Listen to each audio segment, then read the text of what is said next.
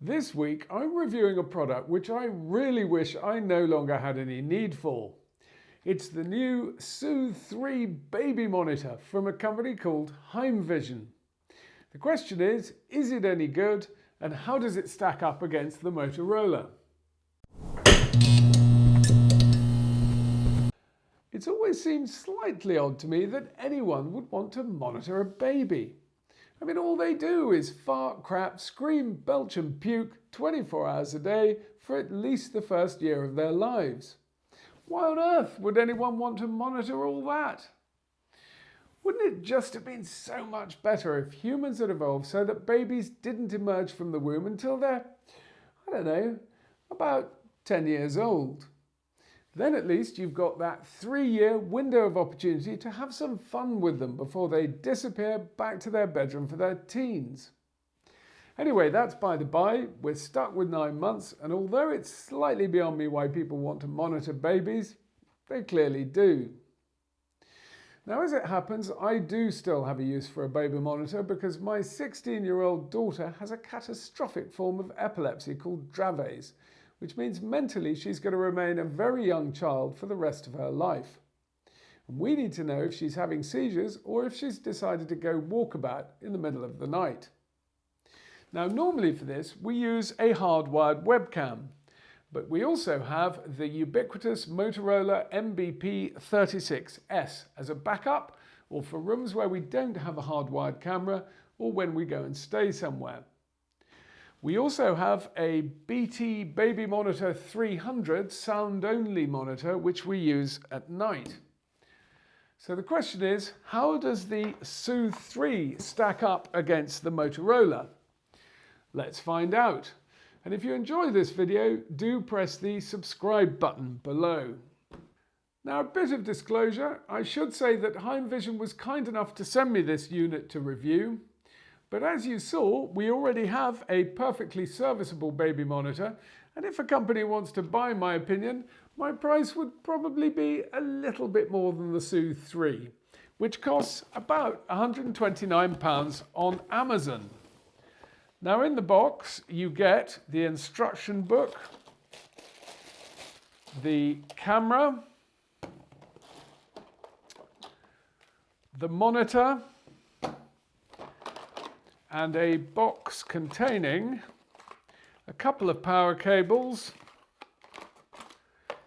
one for the camera and one for the monitor, a wall mount and some screws, and 2 power plugs.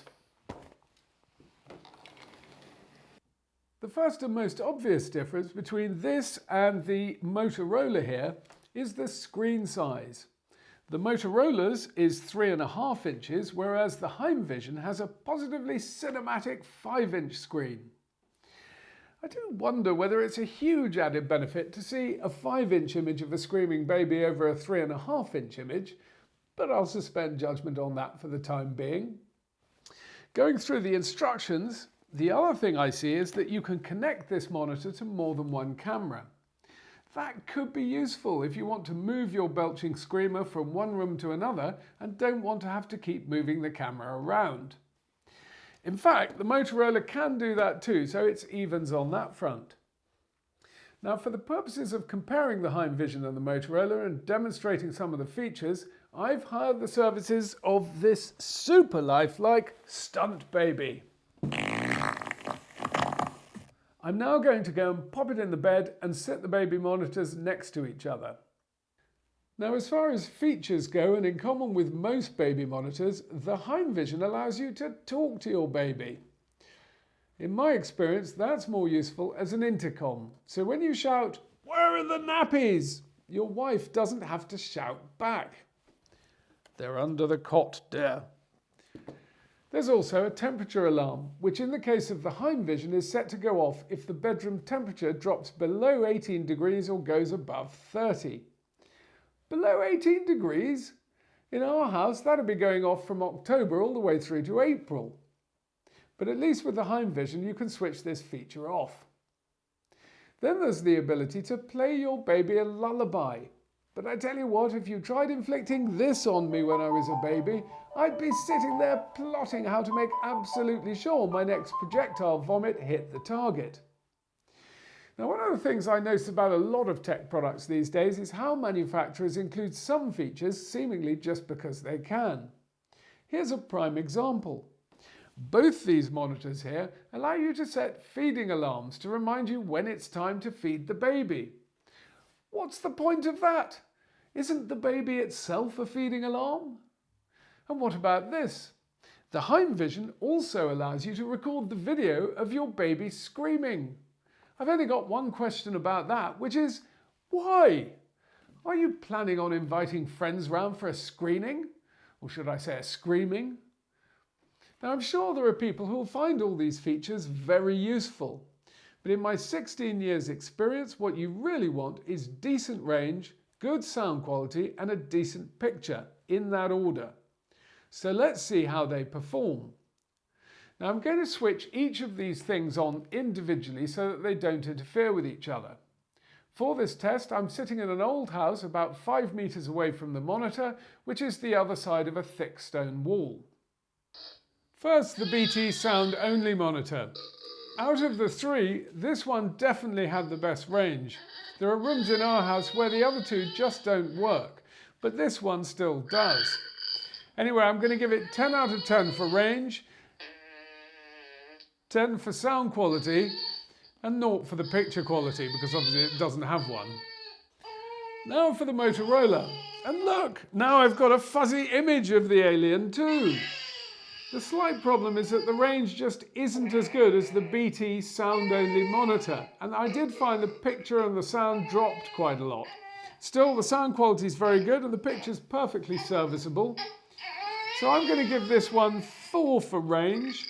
I'll give it 5 for picture, and the sound's very loud, so I'll give that 10 for sound quality.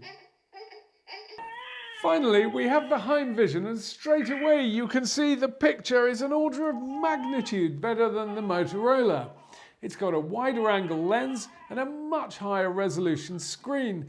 Look, I can even see baby's epiglottis.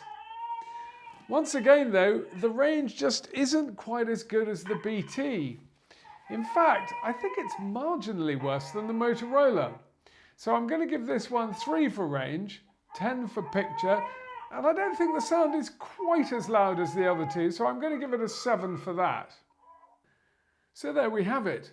No question that if it's the best picture you're after and you don't live in a house with thick walls, the HeimVision here wins hands down. But if you need the strongest signal and the best range and you can live without a picture, you'll probably be better off with the BT monitor, or rather its successor, which is called the Audio 400. Now, if you know anyone who's thinking of adding to the world population problem, you might like to share this review with them. Otherwise, till the next time, I've been Arlo Guthrie. Bye-bye.